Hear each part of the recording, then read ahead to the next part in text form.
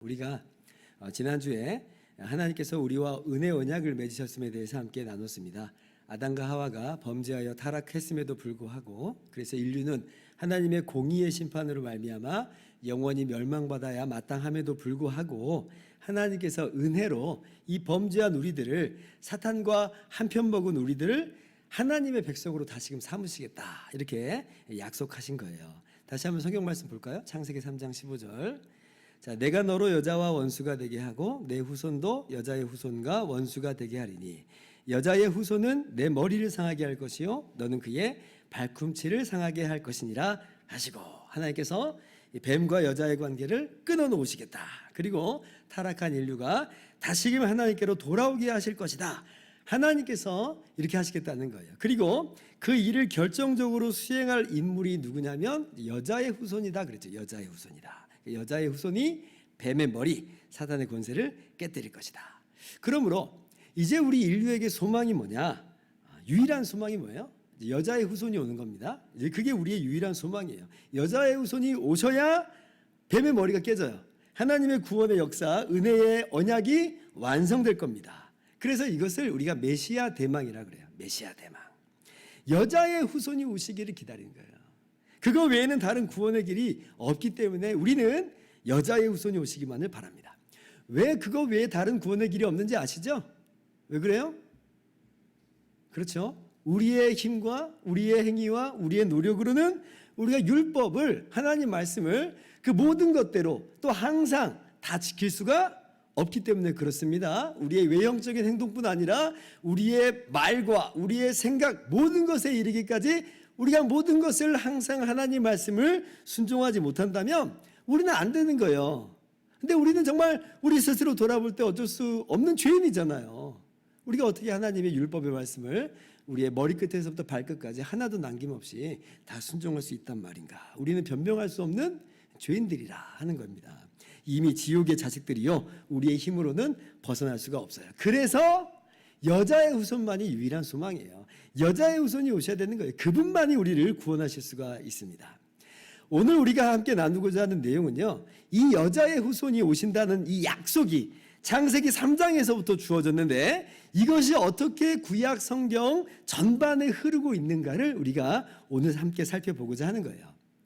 어떤 분들은 이 메시아 대망이라고 하는 게 이 남유다 왕국이 망해버린 그 BC 586년에 바벨론으로 포로로 끌려간 그때부터 비로소 메시아 대망이 생긴 거다. 뭐 이렇게 이야기하는 사람들도 있는데 그렇지 않다고 말씀드리는 거예요. 전혀 그렇지 않아요. 메시아 대망은 구약 성경에 처음부터 끝까지 흐르고 있는 내용이에요. 자, 일단 우리가 다시 한번 창세기 3장 15절을 봅시다. 자, 모든 인류가 여자의 후손으로 인해 다 구원을 받게 되는 것이 아님을 우리가 먼저 발견하게 되죠. 보면 이 상관관계가 굉장히 흥미롭습니다. 뱀하고 여자가 원수가 되죠. 자, 그리고 뱀의 후손과 여자의 후손이 원수가 돼요. 뭐 여기까지는 뭐 그러려니 할 수 있어요. 그런데 보세요. 결정적인 싸움은 어디에서 일어나요? 뱀하고 여자의 후손 간의 싸움이 일어나죠.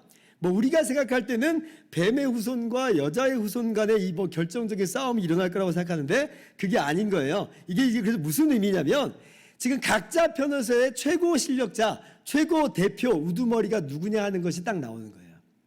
이 뱀 편에서는 뱀과 또 뱀의 후손 사이에서는 누가 우두머리예요? 뱀이 우두머리예요. 자, 그럼 여자와 여자의 후손 속에서는 누가 최고 실력자고 대표가 된다는 거예요? 여자 아닙니다. 왜 그래? 왜 여자 아니에요? 여자는 이미 뱀에게 졌잖아요. 이미 뱀의 유혹에 넘어졌어요. 이 여자로는 소망이 없습니다. 근데 이제 이 뱀과 싸움을 벌일 수 있는 존재가 나오는데 그게 여자의 후손이에요. 여자의 후손이 이쪽 편에서의 우두머리예요. 그러니까 최고 실력자들끼리 이제 싸움 붙은 거죠. 근데 누가 이겨요? 여자의 후손이 이긴다는 거예요. 뱀의 머리는 박살납니다. 우리가 이 여자의 후손이 누구라는 걸 잘 알고 있어요. 우리는 이미 신약의 관점으로 해서 이 모든 성경을 보기 때문에 이 후손, 여자의 후손은 예수님이라고 하는 것을 우리는 너무나 잘 알고 있죠. 그리고 이 씨라고 하는 게 단수면서 사실 그 씨 안에 몇 개의 생명이 들어가 있어요. 모르잖아요.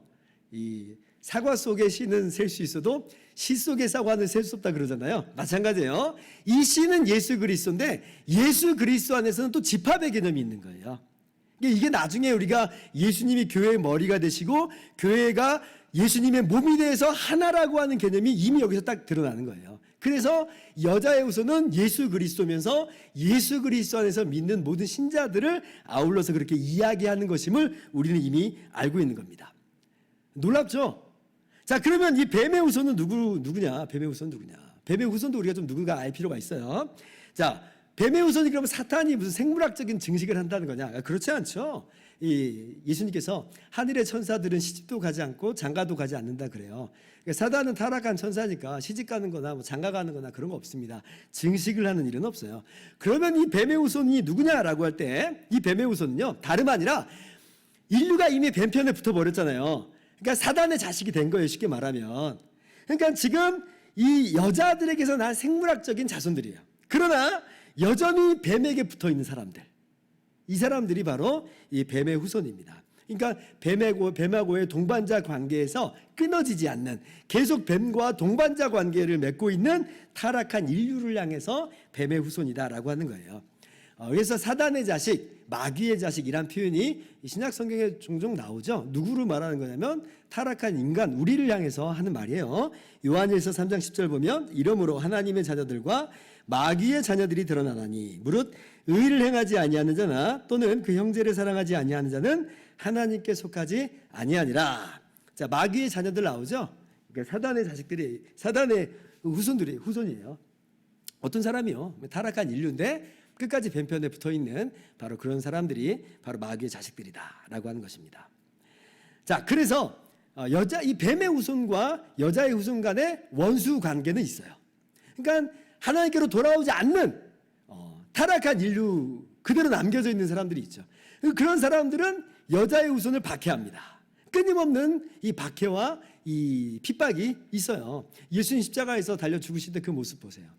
그러한 박해 가운데 죽으신 거잖아요. 대제사장과 지도자들에 의해서 모욕과 조롱을 당하고 그들의 시기심에 의해서 법정으로 넘겨지고, 또 빌라도는 그 예수님 십자가에 못 박고 로마 병정이 거기에 수단으로 사용이 되고, 그렇게 이 뱀의 후손으로서 여자의 후손을 박해하는 그런 상황들이 있습니다. 그런데 그게 결정적인 문제다? 아니에요. 그게 결정적인 싸움은 아니에요. 결정적인 싸움은, 핵심은 뱀의 후손이 아니고 뱀이 핵심인 거예요. 뱀이. 그러니까 이 뱀의 후손들은 잔챙이랄까요? 뭐 꼭두각시라고 할까요? 머리를 깨트리면 더 이상 아무런 힘을 발휘할 수 없는 이제 그런 존재들에 불과한 거죠. 그래서 여자의 후손은 누구하고 싸우냐면 뱀의 후손하고 싸우지 않습니다. 누구하고 싸워요? 뱀하고 싸워요. 뱀하고. 우리에게도 시사하는 바가 커요. 우리도 뱀의 후손과의 갈등과 핍박과 박해를 경험합니다. 그런데 우리는 누구하고 싸워요? 역시 뱀의 후손들하고 싸우면 안 되는 거예요. 우리도 마찬가지로 항상 영적 전쟁을 수행하는 거예요. 뱀하고의 싸우는 거예요. 하늘의 권세하고 싸우는 거예요. 그래서 지금 눈에 보이는 이 사람하고 싸우려 들면 안 돼요. 그러니까 그 사람은 그냥 그러려니 해야 됩니다. 예수님도 못 박아 죽인 판에 그러려니 해야 되는 거예요. 근데 항상 우리의 씨름은 눈에 보이지 않는 영적인 싸움인 줄 알고 우리가 예수 그리스도 안에서 이미 이긴 싸움, 그 영적 싸움을 수행을 해야 되는 거예요. 이것이 오늘 말씀 속에서 어떻게 내보여지는 그런 부분이죠. 자, 아무튼 모든 인류가 다 여자의 후손으로 그렇게 열매 맺게 되는 건 아니에요. 모든 인류가 다 예수 그리스도 안에서 그 여자의 후손과 한 몸 된 그런 후손이 되는 건 아니라 하는 말입니다. 인류 중에서 그렇게 여자의 후손과 한 몸이 된 새 피조물로서 거듭난 사람이 있고, 여전히 타락하여서 뱀의 후손으로 남겨져 있는 존재들이 있다라고 하는 것입니다. 그리고 이제 그 뱀의 후손들이 그렇게 많이 방해를 하는 거죠. 자, 그러나 이 여자의 후손이 오실 길은 이제 계속해서 예비가 돼요. 창세기 3장에 하나님께서 그렇게 약속하여 말씀해 주신 대로 그것이 이제 면면이 흘러 내려오는데, 하나님이 먼저 그릇을 예비하시죠. 하나님께서 제일 먼저는 아담의 아들들 중에서 셋을 택하시죠. 이 가인은 아벨을 죽이고 타락해 버렸잖아요. 가인이 아니라 셋을 택하십니다. 그리고 그 셋의 후손 중에서 노아를 택하시고, 또 노아의 아들 중에서는 셈과 함과 야벳이 있는데 다른 아들들이 아니라 셈을 택하시죠. 그리고 셈을 택하시는 이 하나님의 주권적인 선택이 어디로 이어지냐면 아브라함을 택하시는 것으로 이어져요. 왜 다른 사람이 아니라 셋이냐? 왜 노아냐?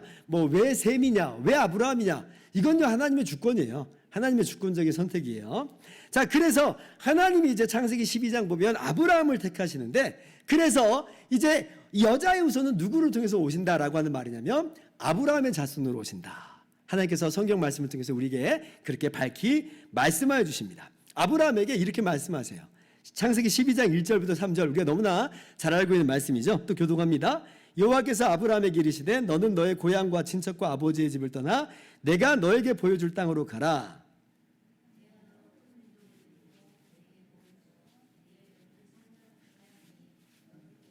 같이요. 너를 축복하는 자에게는 내가 복을 내리고 너를 저주하는 자에게는 내가 저주하리니 땅의 모든 족속이 너로 말미암아 복을 얻을 것이라 하신지라. 아멘. 하나님께서 아브라함에게 주신 약속의 말씀입니다. 아브라함에게 복을 주어서 창대하게 하신다. 땅을 기업으로 주신다. 그리고 땅의 모든 족속이 아브라함으로 말미암아 복을 받는다라고 하는데, 여러분 이 말씀이 정말 묘미예요. 묘미예요. 생각해보면 너무 묘미예요. 보세요.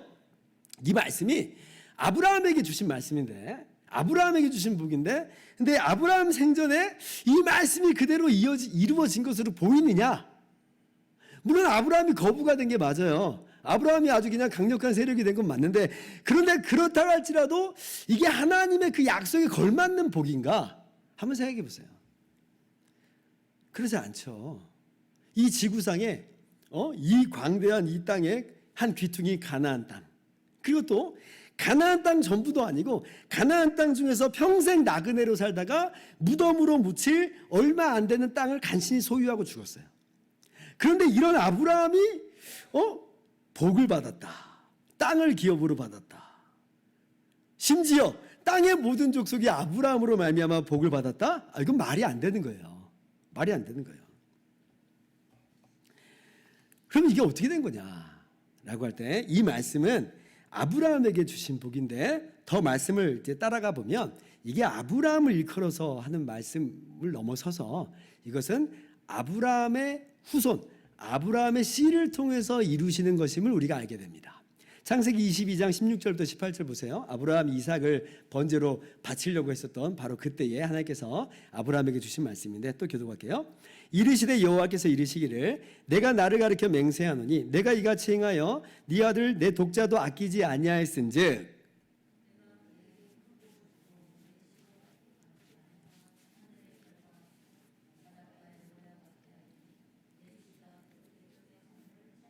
같이 18절. 또 내 씨로 말미암아 천하 만민이 복을 받으리니 이는 내가 나의 말을 준행하였음이니라 하셨다 하니라. 아멘. 창세기 12장 1절부터 3절까지 말씀하고 좀 비교해 보세요. 하나님이 아브라함과 맺으셨던 너의 자손을 하늘의 별과 같이 많게 하고 바닷가의 모래같이 많게 하겠다는 그 약속의 말씀들과 한번 연결을 해보세요.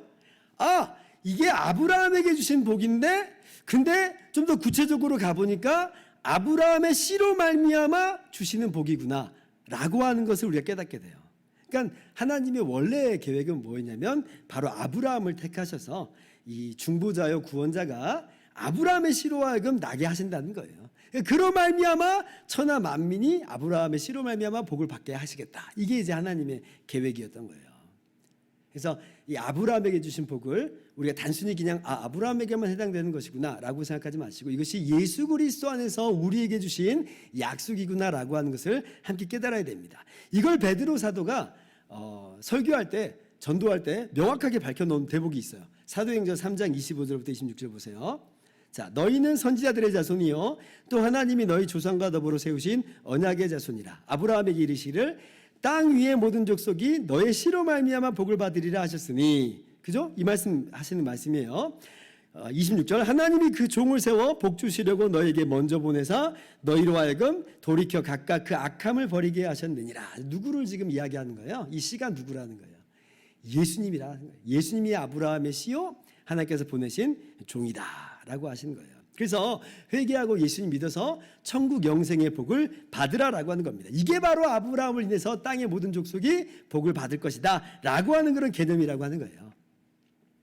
물론 이제 아브라함으로 인해서 복을 받는다고 하는 개념이 이 하나만 있는 건 아니에요. 아브라함을 인해서 복을 받는다는 또 다른 개념은 뭐냐면, 아브라함이 믿음으로, 정말 아무것도 보이지 않는데 믿음으로 하나님의 약속을 받잖아요. 그래서 믿음의 조상으로서 이 아브라함의 복을 또 이야기하는 대목이 또 성경에 나와요. 그래서 그런 의미에서도 믿음으로 거저 의롭다 하심 받고 은혜로 거저 상속자가 되는 샘플로서 아브라함 보여주신 것이고, 그 아브라함의 복이 우리 모두에게 동일하게 주어졌다는 측면에서 우리가 아브라함 같은 믿음으로 말미암아 거저 의롭다 함 받고 상속자가 된다는 개념 속에서 아브라함이 믿음의 조상이다, 아브라함이 복의 근원이다라고 그렇게 이야기하는 바도 있습니다. 그런데 우리가 오늘 집중하는 바는 이제 그런 의미는 아니고 아브라함의 씨로 말미암는 복, 이것을 함께 나누고 있는 것입니다. 자, 그런데 아직 그 때가 이르진 않았어요. 아브라함의 씨라고 하셨지만 그렇다고 해서 당장 오신 것은 아니죠. 그래서 이제 어떻게 이게 또 이어져요? 아브라함의 자식 중에서 이삭을 택하시고, 또 이삭의 자녀 중에서는 에서가 아니라 야곱을 택하시죠. 또 야곱의 자손 중에서는 유다를 통해서 약속의 이 구원자가 오실 것이다, 그렇게 예고하여 주십니다. 그렇게 흘러 들어오다가 마침내 다시 한번 아브라함 때 밝은 빛이 비쳤던 것처럼 다윗 왕에 이르러서 하나님의 이 약속의 말씀이 다시 한번 찬란하게 빛을 발하는 그 순간이 와요. 그러니까 하나님께서 유다 지파를 통해서 다윗 왕을 나게 하시잖아요. 그 다윗 왕에게 이러한 밝은 빛을 이제 비춰주시는 그런 내용이 나옵니다. 이 다윗 왕이 하나님의 이 약속의 한 샘플인데요. 그런데 이제 이 다윗 왕에게 주신 약속이 있어요. 어떤 약속인지 우리가 잘 알고 있는데, 사무엘하 7장 9절부터 16절 말씀 또 교독해 봅시다. 내가 가는 모든 곳에서 내가 너와 함께 있어 내 모든 원수를 내 앞에서 멸하였은즉 땅에서 위대한 자들의 이름같이 내 이름을 위대하게 만들어 주리라.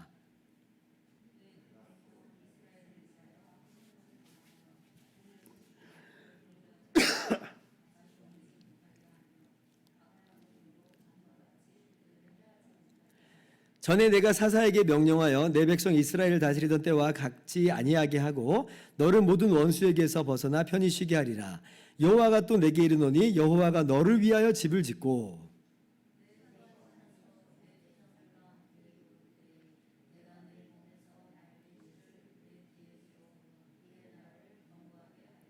그는 내 이름을 위하여 집을 건축할 것이요 나는 그의 나라 왕위를 영원히 견고하게 하리라.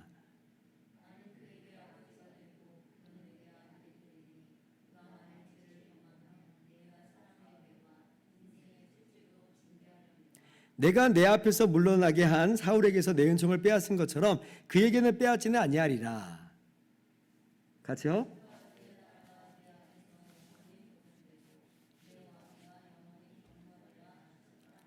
아멘. 하나님께서 다윗에게 주신 약속이에요. 다윗의 이름을 위대하게 만드시겠다는 거예요. 마치 아브라함을 창대하게 하시겠다는 그 표현이 연상되죠. 자, 그런데 다윗이 그렇다고 메시아 자체는 아닙니다. 왜냐하면 우리가 잘 알다시피 다윗의 인생 가운데는 더러움과 죄악 가운데 얼룩진 점철된 인생이 있어요. 밧세바에 가는 사건이 있고 우리아를 살인 교사하는 그런 내용도 있어요. 또 다윗은 죽어서 썩어버렸죠. 불멸의 존재가 아닌 거예요. 그러니까 다윗은 메시아 자체가 아닙니다. 오히려 시편을 보면 다윗조차도 메시아를 대망하는 것을 우리가 볼 수가 있어요. 자, 그런데 이 사무엘하 7장 말씀, 하나님께서 다윗에게 주신 약속 가운데서 하나님이 뭐라고 말씀하세요? 하나님이 다윗의 씨를 세울 것이다. 그래서 다윗의 씨를 세울 것이다. 그래서 다윗의 씨가 나라를 견고하게 하실 것이다. 하나님의 집을 건축할 것이다. 그의 왕위는 영원히 견고할 것이다. 이렇게 말씀하세요. 그러니까 다윗의 씨를 또 이야기해요.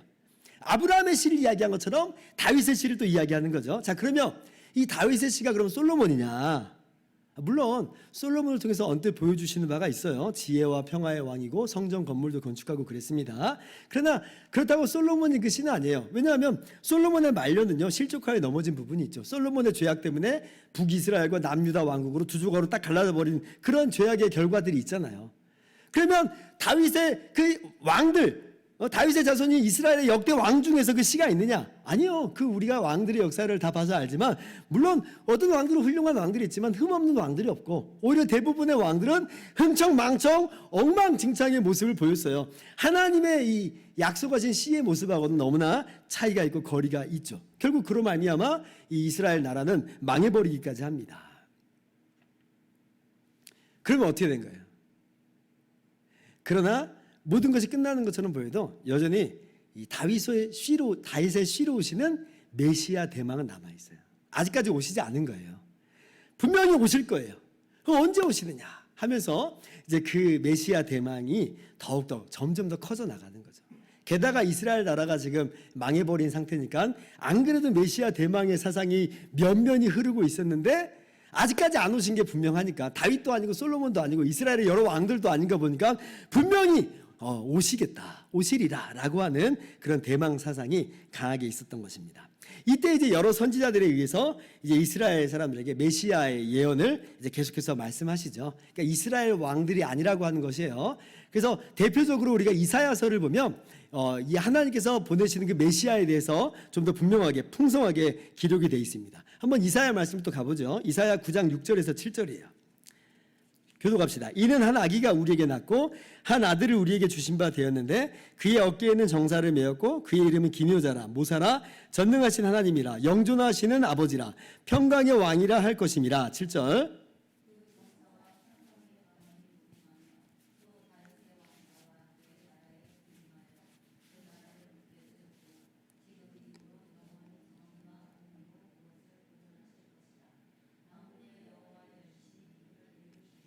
자, 한 아기가 태어나요. 그 아기가 다윗의 왕자에 앉아요. 그 나라가 영원한 거예요. 자, 그런데 너무 놀라운 사실이 게시되어 있죠. 자, 9장 6절 한번 보세요. 전능하신 하나님이라. 전능하신 하나님이라. 영존하시는 아버지라. 이렇게 이야기해요. 그러니까 다윗의 씨로 오시는데 다윗의 왕자로 앉는 분이 오시는데 그분이 전능하신 하나님이라 영존하신 아버지라. 창세기 3장으로 연결시켜 보세요. 여자의 후손으로 오시는 그분이 누구라는 거예요? 하나님 자신이 오신다는 거예요. 하나님 자신이. 너무 기가 막힌 이야기죠. 여자의 후손이 누구냐라고 묻는 우리들에게 하나님이 우리에게 뭐라고 대답하시는 거냐면 나다 라고 말씀하신 나다. 기가 막혀요. 뱀의 유혹으로 엉망진창이 된 세상을 죄로 인해서 영원히 멸망할 수밖에 없는 인간을 하나님께서 친히 여자의 후손으로 오셔서 다 회복시키시겠다. 만군의 여호와의 열심히 일을 이루시겠다. 소름이 끼치지 않으세요? 은혜의 소름. 너무 감사해서. 그래서 이사야 7장 14절에는 보라 처녀가 잉태하여 아들을 낳을 것이요 그 이름은 임마누엘이라 하리라 그러죠. 번역한즉 하나님이 우리와 함께 계신다. 그리고 한번 계속해서 이사야 말씀 보세요. 이 메시아가 이 씨가 왕으로 오시는데 동시에 고난받는 종으로 오신다고 한 사실을 우리에게 알려주십니다. 그게 오늘 우리가 함께 읽은 말씀이에요. 다시 한번 이사야 53장 1절부터 6절 좀 길지만 다시 한번 같이 읽어봅시다. 우리가 전하는 것을 누가 믿었느냐? 여호와의 팔이 누구에게 나타났느냐?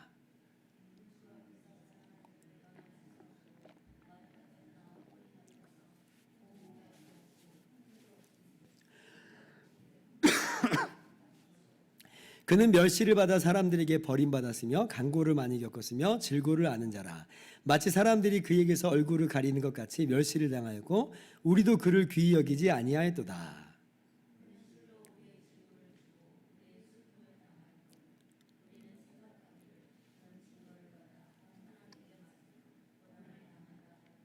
그가 찔림은 우리의 허물 때문이요 그가 상함은 우리의 죄악 때문이라. 그가 징계를 받음으로 우리는 평화를 누리고 그가 채찍에 맞음으로 우리는 나음을 받았도다.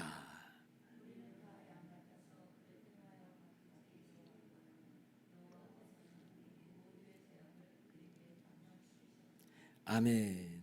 외모상으로 보면요 너무나 볼품없는 너무나 평범한 한 사람일 따름이에요. 사람들에게 멸시를 받고 조롱을 받습니다. 버림을 받아요. 그런데 말씀이 뭐라고 우리에게 이야기해줘요? 그분이 받는 질고는 우리의 질고다. 그분이 받는 슬픔은 우리의 슬픔이다. 그분이 우리를 대신해서 우리의 죄악을 대신해서 찔리시고 상하시고 징계를 받으시고 채찍에 맞으시는 것이다. 그리고 우리를 위해서 십자가에 달려 죽으시는 것이다 라고 이야기하고 있는 거예요. 여호와께서는 우리 모두의 죄악을 그에게 담당시키셨도다. 계속해서 이사야 53장 10절부터 12절 또 교독합시다. 여호와께서 그에게 상함을 받게 하시기를 원하사 질고를 당하셨은즉 그의 영혼을 속건 제물로 드리기에 이르면 그가 씨를 보게 되며 그의 날은 길 것이며 또 그의 손으로 여호와께서 기뻐하시는 뜻을 성취하리로다.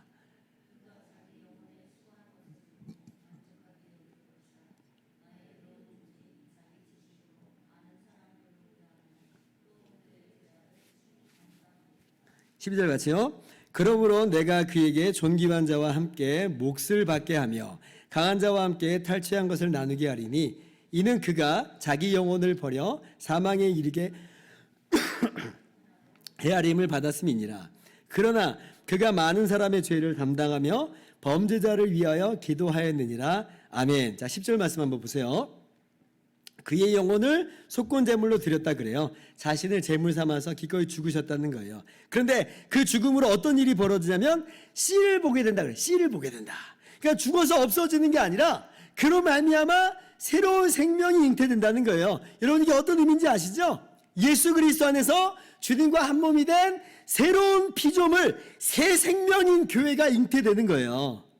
그의 날은 길 것이요, 죽어서 없어지는 게 인생인 줄 알았더니, 근데 여기 지금 이 고난받는 종은 그렇지 않아요. 죽어서 없어지지 않아요. 오래 살아요. 그의 날은 오히려 길어요.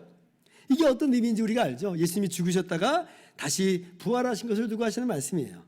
자, 그로 말미암아 여호와의 기뻐하신 뜻이 성취되는 것이다.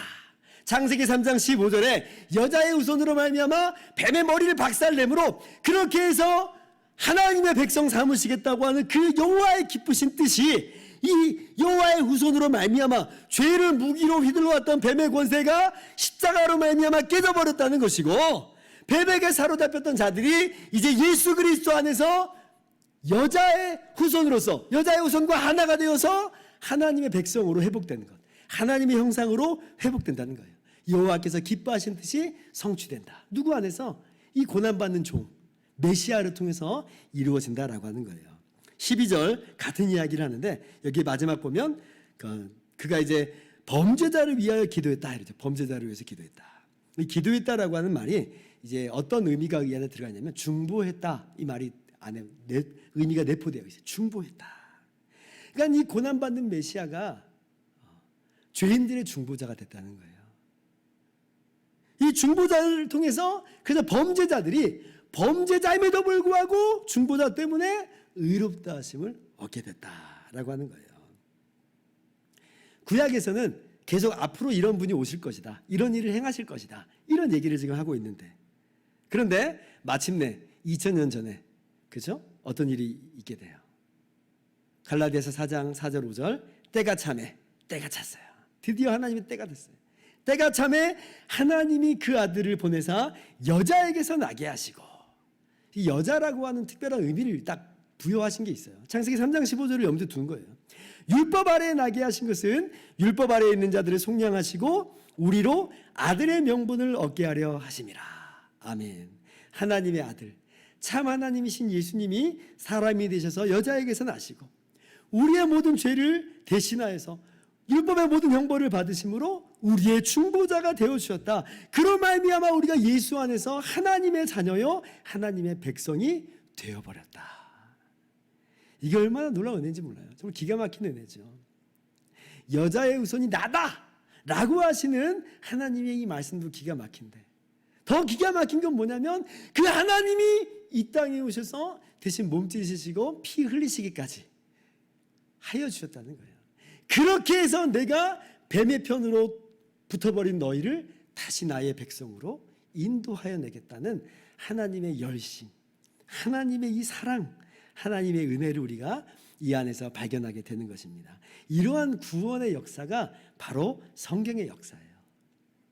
우리가 행한 것 아무것도 없죠. 사실 우리가 할 수 있는 것도 아무것도 없는 거예요. 오직 하나님의 열심히 일을 행하셨고 하나님께서 은혜로 이 모든 것을 이루신 거예요. 사람이 되어 오시기까지 감수하신 것이고 죽기까지 하심으로 이 일을 이루신 것입니다. 이 놀라운 은혜를 우리가 받아 누리고 있다라고 하는 것이에요. 여러분, 이 은혜가 예수 그리스도 안에서 우리가 받은 은혜라고 하는 것을 오늘도 마음속 깊이 새기실 수 있기를 바랍니다. 이제 말씀 마칩니다. 하나님께서 이렇게까지 하실 필요가 있는가? 하나님이 친히 중보자가 되셔서 이런 일을 하실 이유가 있는가? 사실 없죠. 하나님은 그냥 공의의 심판만 내리시고 그렇게 종료하셔도 됩니다. 그런데 하나님은 친히 우리의 중보자가 되시기를 기뻐하셨어요. 이 땅에 사람이 되어 오시고 대신 십자가에 죽으시기까지를 하나님이 원하셨다. 그렇게 해서 우리와 은혜의 언약을 맺으셔서 아무것도 한 것이 없음에도 불구하고 중보자로 말미암는 하나님 당신으로 말미암아 우리를 구원해 내셨다는 것이에요. 하나님의 이 계획이 얼마나 깊고 얼마나 완전한지를 깨닫기를 바랍니다. 이거 하나님이 어쩌다가 그냥 한 게 아니고요. 이미 타락한 그때부터 하나님의 계획이 이렇게 흘러내립니다. 우리를 향하신 하나님의 놀라운 계획이 있어요. 우리를 향하신 하나님의 사랑이 얼마나 크고 완전한지 깨달으시기 바랍니다. 하나님이 제3자를 내보내시는 게 아니라 하나님 당신이 중보자가 되셔서 우리를 건져내시기까지 하셨으니 이 얼마나 완전하신 사랑인가. 우리가 그 하나님의 영원한 그 불변한 언약 가운데 있음을 기억하면서 참된 기쁨, 참된 평강, 참된 확신을 누리시기를 바라고, 그리고 하나님께 모든 영광과 감사와 찬송을 올려드리시는 저와 여러분 다 되기를 주님의 이름으로 축원합니다.